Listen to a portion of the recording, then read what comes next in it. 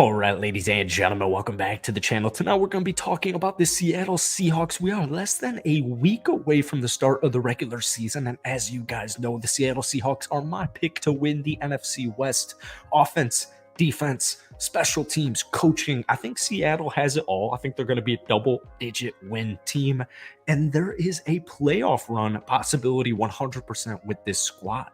So I want to talk about one of the things Seattle has really improved on, and that's the trenches. So offensive line, defensive line, it wins you football games. It wins you championships. If you can win in the trenches, you can win football games. And last year, the Seattle Seahawks offensive line was definitely solid, including the two young rookies, Cross and Lucas. We're going to continue to see improvements.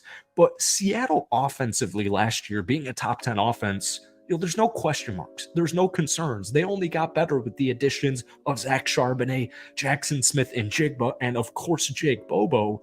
So let's take a look at the defense, because defensively, that was the big concern with Seattle. That was a huge point of emphasis for this team heading into the offseason with the draft and free agency. So they make some big time splashes, starting off with Vermont Jones. And keep in mind, Seattle isn't known for making these type of big time splashes in free agency. So Seattle knows. They know they're good. They know they can win. Obviously, they went 9-8 last season. They certainly weren't supposed to go 9-8 last season, but their defensive line is severely improved. And we'll talk about that in just a second. But before we do, if you guys enjoyed tonight's video and you like daily NFL content, be sure to hit that like button, hit that sub button as we push for 50,000 subscribers. Seahawks fans, I love you guys so much. Had a blast covering your team last season. Can't wait to continue to doing the same this season. If we could try and get this video to 1,000 likes, that would mean the absolute world to me. So, trenches, like we said, wins you football games. Vermont Jones is kind of a jack of all trades. He can do a little bit of everything that Seattle needs him to do. He's going to stop the run. He's going to hit that quarterback. He's going to get tackles for loss. He's going to get you sacks. Vermont Jones is a rising star in the National Football League, coming on over from the Denver Broncos. He was drafted in the third round in 2019. He's only 26 years old. He's coming off a season with 6.5 sacks and 47 total tackles, but it doesn't end just there. They also bring back former Seahawk, former Cheesehead, I'm a Green Bay Packers fan, in Jarran Reed. Now, Jarran Reed, I am going to miss Jarran Reed. I mean, simply put, he made an imprint, he made an impact in preseason, but Jarran Reed's a sturdy, solid veteran to just bolster up your defensive line. Now, I want to talk about the two new rookies, Mike Morris and Cameron Young, because I think they're perfect depth pieces for their defensive line, especially for the future, but they will also make impacts in their rookie seasons. Mike Morris, coming out of Michigan, in his final season at Michigan, he had 11 total tackles for loss, 7.5 sacks, 3 pass deflections, and a forced fumble. Derek Hall, out of Auburn, in his final season, he had 60 total tackles, 12 of those were for loss, 7 sacks, an interception, 2 forced fumbles. These are some playmakers, and this is just depth. This is young rookie depth. If you guys have been watching this channel this summer, you know my thoughts on defense. I want a stud defensive lineman. I don't care if it's the edge, if it's a defensive tackle. I don't care what it is. We're looking at Vermont Jones. So they got Vermont Jones. I want a stud linebacker, right? I want to go young. I want to go fast, but more importantly, I want to go cheap. But I want to pay, a stud defensive lineman and a stud linebacker. Well, they bring in Bobby Wagner. They also bring in Devin Bush. But we also have a healthy Jordan Brooks, who's an intriguing young linebacker in the league. He's only played 3 seasons, coming off 161 tackles, had 184 tackles the season before. The dude is just a great tackler. So we have Jordan Brooks, we have Bobby Wagner, we have Devin Bush. They've got their linebacker room. And then we take a look at their secondary, which is just already a really young, promising secondary with the draft pick of Reek Woolen. They also have Quandre Diggs, Jamal Adams, Julian Love comes on over, Jarek Reed comes on over through the draft, and then obviously the rookie Devon Witherspoon. A lot of hype from Devon Witherspoon in his final season at Illinois, obviously being the 5th overall selection in this past year's draft class.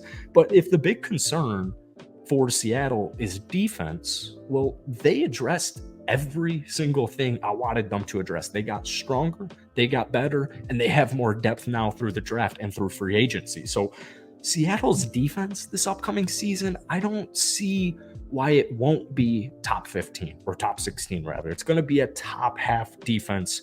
So if we pair that with the Seattle Seahawks offense, well, really, the only big concern that people have with the Seattle Seahawks offensively is simply just Geno Smith.